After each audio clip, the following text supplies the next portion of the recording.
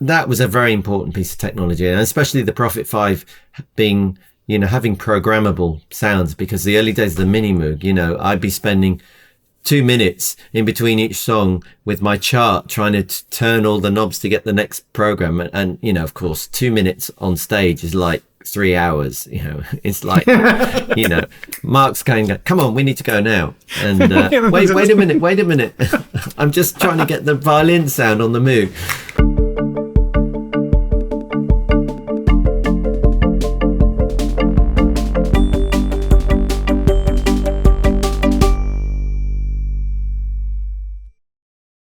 In collaboration with Zoom, the makers of the Q2N 4K camera. Hi Mike, and welcome to MIDI Talk. Thank you very much for joining us in this podcast. We are very happy to have you here sharing your experience. You don't need any introduction. You have been the keyboard player of Level 42, and now we are glad to have some tips and to discuss the role of music technology in your life, and starting from the beginning. So could you tell us a little bit how you started? What is your background in music? Well, thanks, Simone. My mother and my father were both involved in music. So my mother worked as a singer, songwriter, composer, and also as an actress. And my father was a film and TV music composer who came up through a jazz background. And so, music was kind of just organically part of life growing up in the house when I was young. My mum would be singing just naturally around the house, and then sometimes she would be rehearsing with guitar accompanist would come and they'd rehearse in the sitting room for a concert that she was going to do. And so the sitting room was like my playground. There was like an upright piano, there was a guitar, there were some hand drums, and then there was a reel-to-reel tape recorder as well, because Mum used to sometimes record her rehearsals. There was of course a radiogram, like a stereo. I don't know, for the young people of today, it's just like, it looked like a cabinet, which had a record player in the middle, and then a cupboard on the right where you kept all the LPs, and then on the left was a radio. And so, I used to grow up listening to records. And in fact, my mum remembers me distinctly getting upset because we had a record of Stan Getz playing Desafinado with João Gilberto. It's in the big sort of bossa nova boom at the beginning of the 60s. And I was still in my playpen. I was like just a toddler. But I'd learnt this tune by ear. My ears are very good. And she was singing along, and she wasn't singing it exactly the way that Stan played it. And I got very upset because, as far as I was concerned, this was the melody. And if she didn't sing it right, it was wrong. She told me that story. And so, and we had such a diverse collection of music. When I would listen to records, I could pick from, there'll be Miles Davis, Bitches Brew next to Duke Ellington, next to Bob Dylan, because Mum was very influenced by, Bob Dylan as a songwriter. And then there'd be Pete Seeger, and then there'd be soundtracks to musical shows that were on in London. And then later on we had South Pacific soundtrack, The Jungle Book. Then there was Tchaikovsky and Yehudi Menuhin, because I played violin for about a year while I was 6 years old. And my son actually plays violin now, and he's progressed much way beyond where I got to. But it's like I would go in my spare time, I would relax by just playing the piano, just improvising, making up stuff, and then trying to figure out what I could hear. So if I heard a tune I liked on the radio or on a record, I would then go to the piano and then try and play it, and from there sort of try and work out what the chord was, what the bass line was. So it was kind of like an oral training ground, and also it was a place that I could go, what it's like in family life. You get upset, or your parents shout at you because you haven't done your homework, or So I would go there, and my way of processing any feelings would be to, play the piano, or, later on play the drums. My dad bought me a drum kit years later, before I went to music college. And I found that, a drum kit is a really good place to process stuff, especially if you're angry or frustrated, which of course, as a teenager, I was from time to time. But yeah, growing up, it was music. And although my parents separated when I was quite young, that was a very important part. But it wasn't something I was thinking about as a career at all. I mean, I wasn't thinking about what will I do for a living. It was just I was having piano lessons privately from the age of 6. Outside of school, I went to normal school. I did normal school things. I mean, I got involved in the choir at school because, everyone had to. It was just a normal school, but they had a school choir. They had music lessons in those days, which was great. So they would, the music teacher would play records like Scheherazade or The Planets, and talk about this music and what it's trying to describe. And I mean, these were great times. And then, of course, we do musical performances at the school. We did the musical Oliver at one school, and we did Joseph and the Technicolor Dreamcoat at another school, which meant, certain people had to play, and there was the school drummer would play the drums, and the music teacher would be trying to keep up on the piano. So yeah, that was kind of my music education, really, until the age of 14, when I went to a special music school in Manchester. And that was different because it was specialized for musicians. And so I see.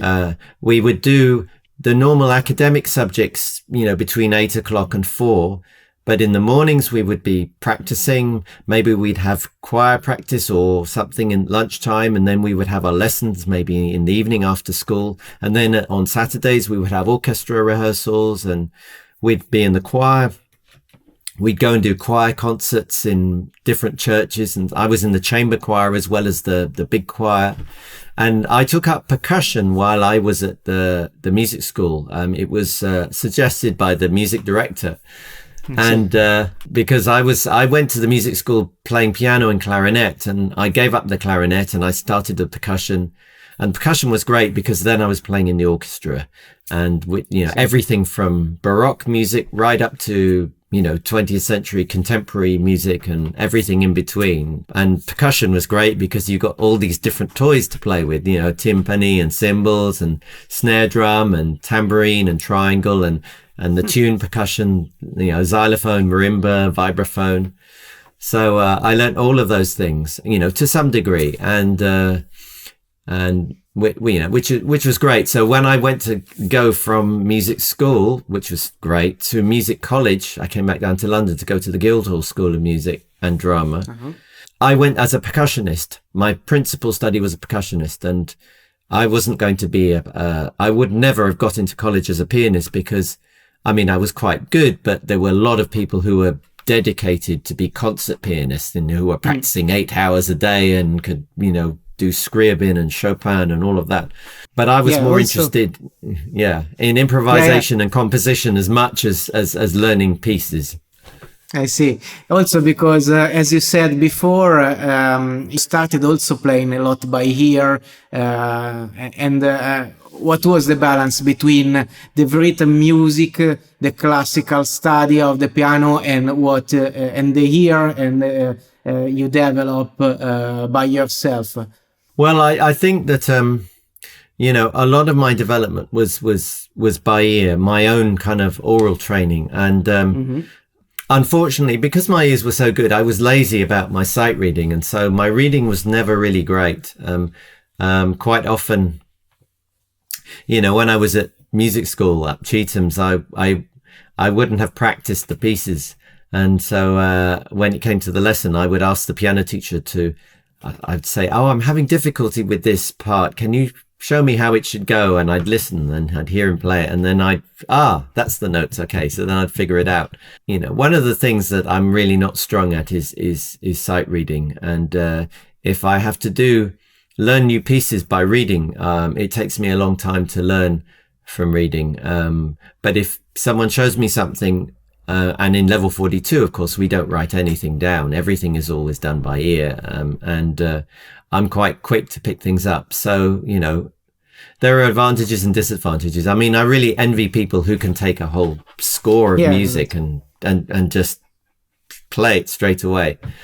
But, you know. Yeah. Maybe it doesn't matter to anyone, but I am an amateur keyboard player, and I had a very similar approach. So I was interested to play the music that wasn't written. So for example, the music on the radio, and I develop also myself more my ear and play by ear instead of reading music. And I think that depends a lot on your motivation. It's not a skill that you will develop if you are not motivated, because reading music is difficult and can have a lot of advantages. But I can see that depends on the opportunity and how you started, I think. Yeah, and I mean, you know, things can be learned. I mean, I have a good friend of mine, Mike Lindup, who's a fantastic bass player, and he was like me. He wasn't really good at reading, and then he's just spent a few months just really systematically teaching himself to read, because he was playing with a lot with Billy Cobham, and Bill Cobham writes quite you know, complex pieces, and you know, it would take ages to try and learn it by ear. And so Mike realized it was really necessary for him to be able to read. It would make his job a lot easier. And so he got down to do it. And that was quite inspiring. So, you know, it's one of those lockdown things, isn't it? It's like, okay, now that I'm in lockdown, I can spend time learning how to sight read. Well, no, I haven't been doing that. I've been doing other things. Resistance may be futile, but I'm very good at it.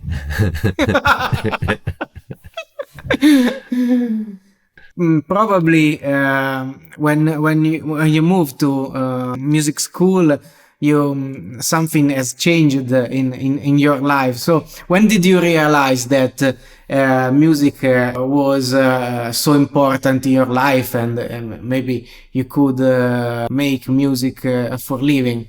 I don't know if I really thought about it until I was, I think, at music college, probably in my second year. I was there for 3 years. Just before I met Phil Gould, who was the first guy that I met that we formed Level 42 with. You know, I was studying, as I say, percussion, and I had a drum kit by then. I was playing in a sort of cover band at the music college and doing a few gigs. And so I was sort of thinking, well, I know I'm going to go into music now, but what am I going to do? Am I going to be a drummer? Will I be a session drummer? That felt quite attractive as a proposition. Or am I going to be a composer? Or am I going to join an orchestra and play percussion? And that was another option. I hadn't really decided. And also the course that I was doing was more aimed towards being able to be a music teacher. So if I finished the college and did a 1-year course, I could be trained as a teacher, as a music teacher. So that was another thing at the back of my mind. Maybe I could go into teaching.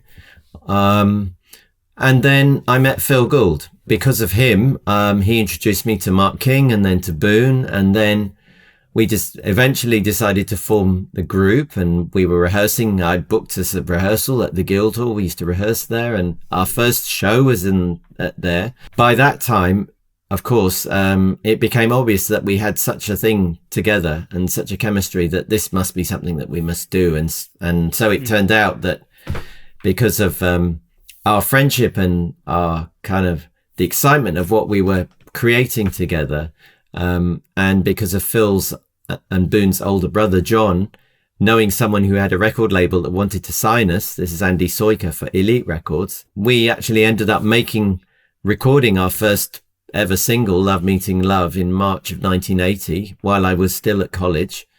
And it came out in May, and then I left college in July with my diploma, and then we went straight into the studio to record what became out as the early tapes. So I didn't really have to think any more about what I'm going to do because it was already organically happening. Yeah. It's interesting because also the connection the people you met created, as you said, organically that magic moment. I think that you can feel that something is going in the right direction, and the team is building something special, I think. Yes, I mean, we didn't know how we would be received. I mean, when Love Meeting Love came out, we had no idea whether, I mean, we liked it, but we didn't know how many other people would like it. And we certainly weren't thinking about a career. We were just thinking, well, let's see what happens with this. And, as it happened, Andy Soika knew that there was this kind of slightly underground movement of jazz funk happening in the UK at the time, and he knew there were certain DJs that were playing this music on the radio and in the clubs, and there was a big club scene, and that became our first audience. And so he made that connection for us, if you like. And so when Polydor, who did the distribution on Love Meeting Love, they started to take an interest, because at the time there was still this record company thing of looking for what's new and what's a new wave and who are the new bands in this wave. And they saw us and they saw Shack Attack, and I think they signed us, with a view to maybe there's some raw talent and we can maybe develop them. And so that was really, what happened. And we signed, in 1981, we signed a contract with Polydor, which was basically a 5-year contract, which seems extraordinary, especially now, the way the music business is. But it was kind of like, fairly standard at the time to sign a band and to put them with a producer and just to see if it would develop into something. And like I say, obviously we had a raw talent, but it was pretty raw, and it really, we had in effect, we had a 5-year apprenticeship. We wrote 5 albums in 5 years. We got to know how to write songs, because we weren't songwriters. We were instrumentalists. We were inspired by, Mahavishnu Orchestra and Return to Forever and the whole Miles Davis Bitches Brew diaspora, Herbie Hancock, Wayne Shorter and Joe Zawinul, Chick Corea, John McLaughlin. That was really where a lot of our influences were. And we didn't know about songwriting until Andy Soika said, make this into a song and you've got a record deal.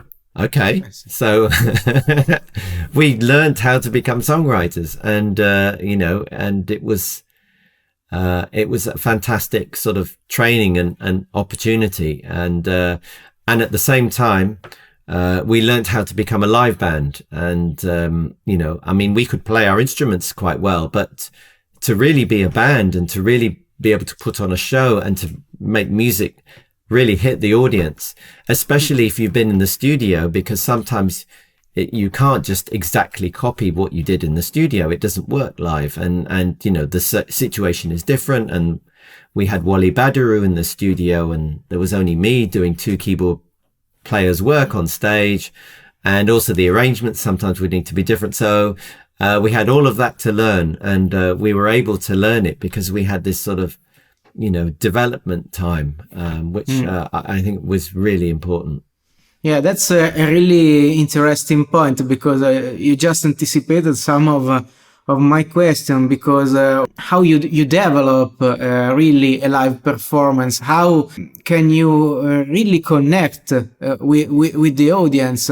What are the secrets to build a live performance that works? I don't know, because every time you go on stage, it's a new challenge, really. Even though you may know what you're going to play. I mean, at the beginning of a tour where the show is new, or, if I do a solo concert, you don't know how you're going to be received necessarily. But you've kind of got to have a mixture of self-confidence and trust that what you're doing is going to be appreciated, and not be put off by, the voice in your head that's saying, oh my God, this is not going well, or I saw someone looking at their phone, which means they're not enjoying it, and all of these sort of things that are going on. And at the same time, I think also you need to be authentic, and it's okay to be vulnerable. It's okay to make mistakes, or maybe even to stop and start a song again if it didn't go right, or if there was a problem with the sequencer, which would happen sometimes. Embarrassing, but you kind of get used to the fact that realizing that most of the time the audience are on your side. They, some of them might be sitting and going, okay, let's see what you can do then. But a lot of people, they're there because they want to enjoy the evening. And, it's no good trying to pretend that everything's cool when it's obviously not, because then, you're not being genuine. So it's best to be genuine. But also, depending on how big the audience is, because we had a huge lesson when we did our first big show with a big audience, which was in 1981. Up until then, we'd been playing small clubs of about 300 in the UK, especially the kind of jazz funk scene. And we had all these, shiny clothes, and, we knew nothing about stage clothes. So, I just remember I went to the King's Road and found the most bright and colorful clothes I could, because my philosophy was, well, if you have stage clothes, they've got to be really bright so people can see you and notice you, And so we looked like 4 different wardrobes on stage, but it was okay because, the music was all right, and we were learning our chops. And then Miles Copeland got in touch with our then manager, John Gould, and invited us to support the Police in Germany. They were doing like 8 shows in arenas, sports halls. And we went from an audience of 300 to 8,000, which is a big jump. And the very first show was almost a disaster. It was near Stuttgart, a place called Böblingen. And we drove there in our splitter van, with all of our equipment and our manager's car. And we drove down to Stuttgart. We got there late. We didn't do the sound check. We had to put our stuff quickly on stage, and the lights, doors were opening. We had to go backstage, put on our clothes, stage clothes. And the problem was that there was no publicity on any of the posters or the tickets to say the Police had a support band. So when the lights went off, 8,000 Germans went, yeah, the Police are coming. And then the lights went on, and it wasn't the Police. It was this funny band that no one knew. And we were only used to playing to 300 people. So some of the audience started to boo, and they threw coins at us. And Mark got a firecracker land in his arm. And, we did our short 35-minute set, and we walked off stage, feeling like the world had ended. And we went into the dressing room, and I think Sting popped his head in and said, well done, guys. Sorry it was so tough, or something. And then, of course, Police go on stage, and it's like, and then they're at the height of their power. This is like just when Ghost in the Machine, the album, had come out, and Every Little Thing She Does Is Magic was a hit. And of course, they had, Walking on the Moon and Message in a Bottle and all of that. And Sting really knew how to play the audience. That was a real lesson in watching a band at the height of their powers, he'd stop, and they'd go into like a long vamp, and Sting would be chanting, and the audience would chant back. Anyway, so we had a meeting, and Mark King, said, listen, we've got another 7 shows. We can't do another 7 shows like this one that we just did. Yeah. We got to learn. We got to get the audience on our side. So forget about the shiny clothes. Throw them away. Just wear t-shirts and jeans.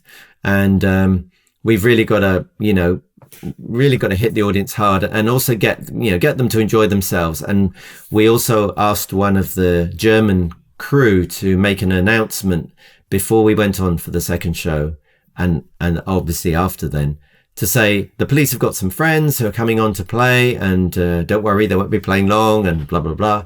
And so from the second show, I think was in Essen at the Grugerhalle, and it went much better. And just because we were really trying to throw our music out at the audience, and Mark was going, are you okay? And just really giving everything.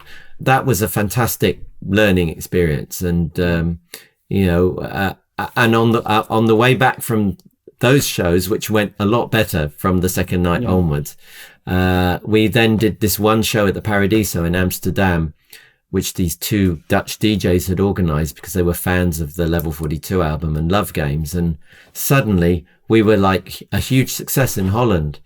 And, from that one show. So I think if we hadn't have done the shows with the Police, probably that Dutch show wouldn't have been such a big thing, but it became this massive thing. And Holland really took us to their hearts and still do today. We still do more shows in Holland per population probably than anywhere else in the world. Yeah, it's really interesting because I can say that in my experience in any field, the best skill that we can develop is learning from the past, from the lesson. So if we are able to analyze what did not go well, and if we can fix that, or if we can do some action for the next time, it's the way to develop and to build something that can really succeed. Absolutely, absolutely. Although, of course, every audience is different. And, sometimes you have a bad night because you don't play well, or sometimes you have an audience that just doesn't seem to click. And you don't know why. I mean, maybe the sound wasn't good in the hall because you can't hear that because you're listening to your stage sound, or maybe the vibe's not good, or sometimes, it's a cultural thing. I remember the first time we did a big show in Sweden, in Gothenburg, and it seemed to me and the rest of the band that all the audience were kind of like guys, standing there like this watching us. And I think we probably come from playing in Italy where, if they love you, then you really know about it. You hear it, you see it and so on. And suddenly we play Gothenburg and it's like, oh my God, they're not getting this at all. And we went off stage and thinking that that really wasn't a good gig. And the promoter came and said, never have I seen such a reaction. And we're thinking, really? He thought that was a good reaction? Well, I guess it must be. So, and then when we went to Japan for the first time in 1984, and played a show, and, the audience were kind of like this after the show, some of them wearing gloves, it's kind of, they'd wait until the last note had finished and then they'd clap like a classical concert. Yeah, exactly. That's changed. That's completely changed now. But that first time it was kind of like, wow, this is really different. Mark was asking people to stand up and dance, and maybe 3 people stood up, looking around and not sure about this. But yeah, like I say, that's changed a lot now. And of course, with YouTube and the internet, and it's the cultural differences are probably not so much in certain countries. I mean, I haven't played everywhere, so I don't know. But it's really interesting. But I think that we have pointed out really nice tips. I think that anyone can benefit from that. Now I would like to move the discussion a little bit around technology. So that we at Audio Modeling we make software instruments and live performance software. Especially with Camelot, our vision is to help the musician in focusing more on playing music rather than being distracted by technicalities or other stuff. In the meanwhile, I would like to ask you how technology has changed your approach to music, or the approach to the live performance. What was the biggest contribution that technology, in your opinion, has made for music? Well, I would say in my life, it's probably, well, first of all, the invention of the synthesizer, from the beginning, and especially, watching and learning from Wally Badarou, who really was a master programmer and sound creator. When we started, he introduced us to the Korg Polyphonic 1000, which was, his baby. And then the Prophet 5. And of course, I was somewhat familiar with the Mini Moog. I mean, my first keyboard setup was a Fender Rhodes and a Mini Moog. And then the third part of the equation was the Prophet 5 when I got one, and I was able to reproduce what we did on the albums.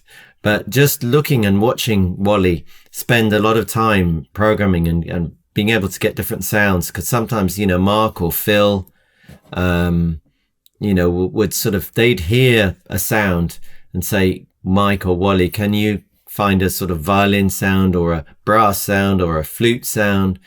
And it wasn't like we wanted to make it sound exactly like brass or a flute or a violin, but we wanted to get something that was like a synthesized equivalent or fulfill that role.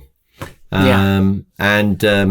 that was a very important piece of technology, and especially the Prophet 5 being, you know, having programmable sounds, because the early days of the Mini Moog, you know, I'd be spending 2 minutes in between each song with my chart trying to turn all the knobs to get the next program. And, you know, of course, 2 minutes on stage is like 3 hours, you know, it's like, you know, Mark's going, come on, we need to go now. And wait a minute. I'm just trying to get the violin sound on the Moog. Yeah, Prophet 5 was great because then I could, you know, change sounds, you know, instantly and during a song and go to different patches and stuff. So that was the first thing. The second thing I would say would be MIDI. You know, that created so many different sound possibilities where you could link things together. You know, you could put two completely different sound modules or synths together and make a blend of something. And the third thing that kind of goes in hand with that is the sequencer. So being able to be at the forefront of when sequencing came in and to see all the possibilities of not only being able to program things, but to really be able to, in a sense, replace the work of two keyboard players, because by the time we get to World Machine and Running in the Family albums, you know, there's a lot of keyboards, you know, and even before that, but especially with those two albums, you know, working with the sequencer meant that that a lot of the parts that were played over several overdubs, the sequencer could take some of that work and do those sounds, and then I could do the other sounds. And you know, we had a drummer with Phil, and then later with Gary, you know, who could, you know, really play with the click. But the idea was not to make it sound all exactly, you know, like a machine. It was just is to make it organic, but be able to have the arrangement and to have the sounds. And so that was a very important thing, you know, from the very first, very basic Roland sequencer I had, which was just doing kind of, you know, monophonic parts, to then the sort of the Yamaha QX1 and QX3, and then the Akai MPC, and then now, of course, it's, you know, it's all on a Mac laptop and so on.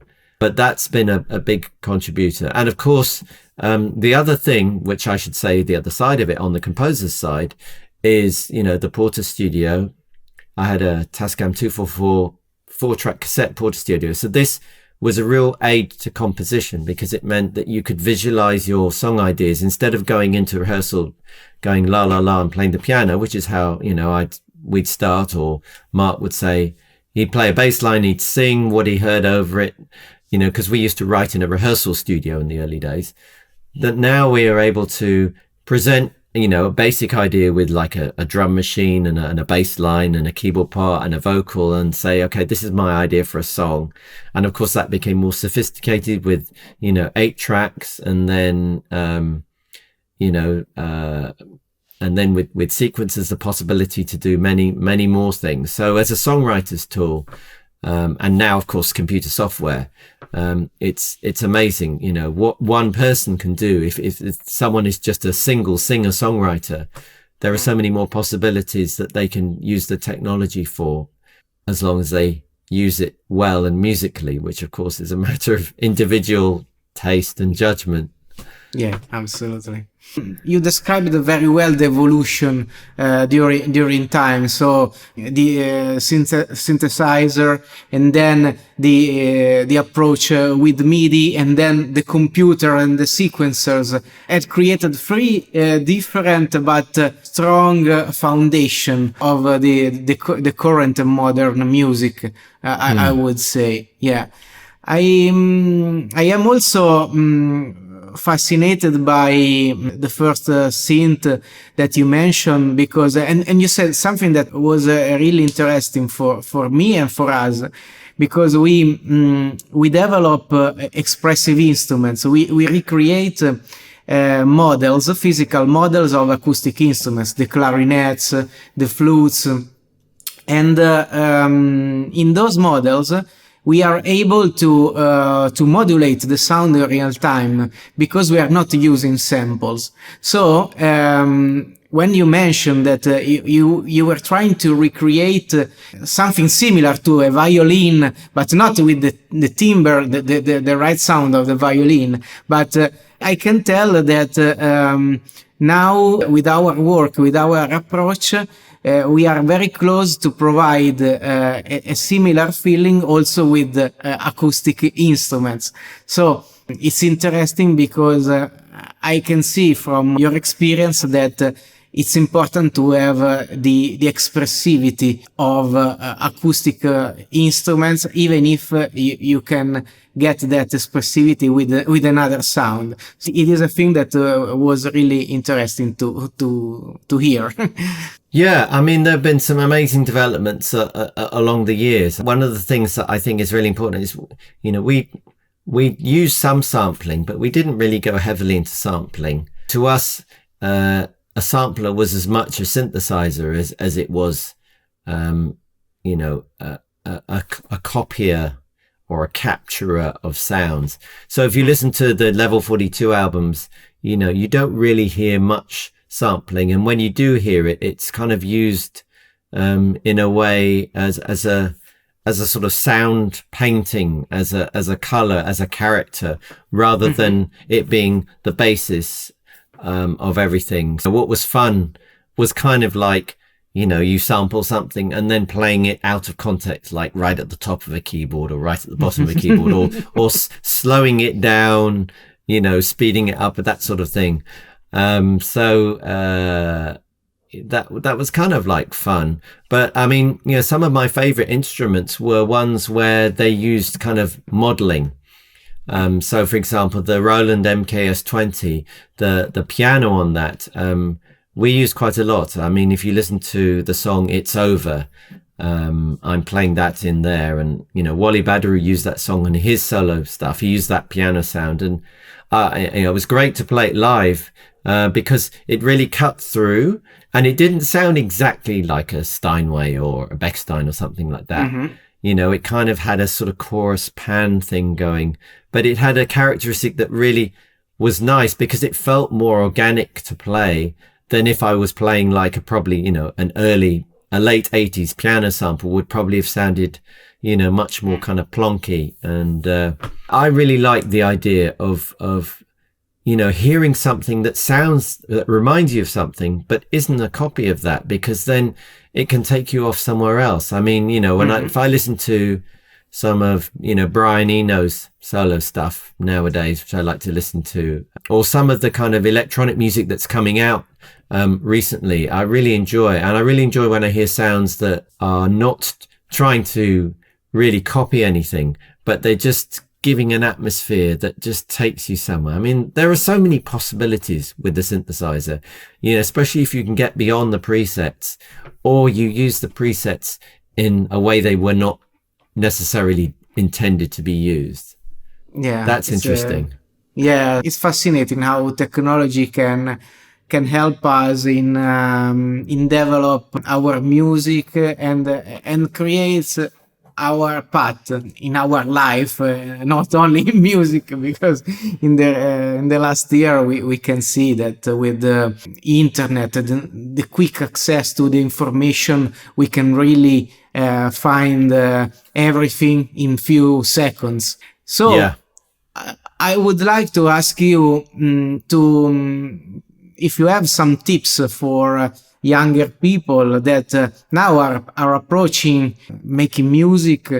How would they start? How would they get oriented in a sea of full of information and full of ideas around. We have a lot of technology, a lot of references. We can have access to any music, any tutorial. So what would you suggest to a young musician now? I mean, I can only really think about how it would be for me if I was starting now. And that's not necessarily the way or the right way for someone else to really get into music. There are many paths to this, and I think there always have been. But given that there is so much instantly available, as you say, on the internet, one of the great exercises, I think, is to try and play something that you've heard that you like. Try and transcribe it, if you like, into your own instrument or your own voice, or a combination. I mean, that doesn't necessarily mean writing it down. If you hear a song that you like that maybe has somewhere it goes that's unusual, it's good to be able to work out where that unusual place was. And sometimes it's just trial and error. You sit and you play, and it's like, what chord is that? Where did they go there? And you try, and this feels like it, but it's not quite right. And so I would say, playing stuff that you like, learning how to play stuff you like is a very good, it develops you, harmonically, it develops your idea, you learn arrangements by sort of transcribing songs. You don't have to necessarily be able to perform them, but just that's a really good thing. I don't know what I would have done if we'd had the internet and YouTube when I was young. I mean, it's just amazing because you can think of almost any artist and any period, and you can go and find it there. Sometimes you have to search a bit. So, that can be really inspiring. I mean, with the current lockdown at the moment, it's been good because I've been being able to go and visit and listen to, old concerts from some of my favorite musicians that I never really had time to do so. So that can be good. The next best thing for young people is really just, if they're into writing, is to just write and write and record, and if you can perform, because performing, it's difficult now, but performing whatever you've written is a really good way to get instant feedback, and you kind of know if it's feeling good and if it's really landing on the other side. And if you don't know and you put it online, then of course you will get comments and likes and stuff like that. To get better at anything, you need to really just keep at it and keep practicing and trying out stuff and failing and not be afraid of failing. I mean, unfortunately now you can't go and do a terrible gig that only 20 people saw and that's where it stops, because quite often someone will have a mobile phone or something, or the club will have a recording system, and it's on YouTube in a few hours and it's there forever. So it's difficult to sort of do practice gigs just intimately. So that may mean that people feel more pressure to do something professional, which might mean that they, instead of maybe trying out some experimental songwriting, I'll sing a cover version instead because I know how that goes and I can do that well, and so on. I think that there needs to be a place for trying stuff out, and maybe it not always working and it not always failing, and you maybe trying to go for a note and you're not quite reaching it, or that it was slightly out of tune on this guitar, but live it's fine because it had the energy. But then when you see it back and you hear the out of tuneness more than you were aware, there has to be a place for trying and failing. Otherwise everyone will end up trying to do something that sounds good and safe, and then the creativity becomes smaller instead of bigger. That's my opinion. What you said, I see a lot of similar pattern that are good for every field, every career. It's makes sense, 360 degrees, I would say. Yeah, and I mean, and it's really not easy. I mean, even now, I've been doing this for 40 years. The idea of going on stage and falling flat on my face still terrifies me. But on the other hand, this unfortunate year of lockdown and pandemic has also made me realize, how precious it is, because the part of me that is a performer has not been allowed to perform. I mean, some people are doing concerts from, Facebook live streaming from their bedroom and so on. And I haven't done that. I'm not the sort of artist that I don't feel comfortable about revealing always the process of making something. I always prefer to prepare behind the scenes, and then when it's ready, go, ta-da, here it is. Yeah. And I think that's kind of my way, but it's different for other people. Other people are really comfortable to say, okay, look, this is how I build a track and blah, blah, blah, blah, blah. And this is what and so on. So it's different, but, I'm so looking forward to being able to play to an audience of 1, let alone 12 or 20 and so on. And so, when Level 42 can go back on the road, after a year's delay or more, I think we will really appreciate what a gift it is to have that interchange and chemistry with an audience. And also I think the audience are really looking forward to being able to, go out to live events and actually hear music played live, because thank God you cannot put that into a bottle. I mean, even watching stuff on YouTube, great though it is, it's not the same as being there and being at the concert, and it never will be. So I hope that's something that we all treasure and appreciate, in the years to come. Yeah, absolutely. I miss a lot live music, and I'm looking forward to also come to your shows. So, thank you. Mike, thank you very much for your time.